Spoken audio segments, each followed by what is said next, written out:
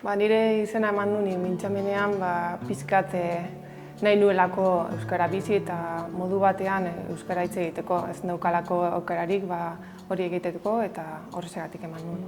Batzuetan jendeak pentsatzen du bakarrik euskara ikasteko aukera daukagula eta euskara beste modu batean bizitzeko ere eta beste gauza batzuk ezagutzeko aukera pareak da. Eta gainera ez daukagu denbora zehatz-mehatz hitz egiteko, orduan edonork esan du nahi duena eta daukagunez irakasle bat pixkat antolatzeko izugarri aukera da.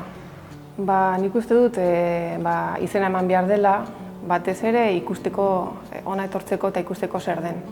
Batzuetan ez dakigu hori behin eginda zer daukagun, eta lehen esan duan bezala aukera oso ona denez, nik beti esaten dut merezi duela eta hona etortzeko aukera hortze dagoela. Euskaldunok garenez, merezi duela euskara bizitzea. Etor zaitez ahalik eta azkar.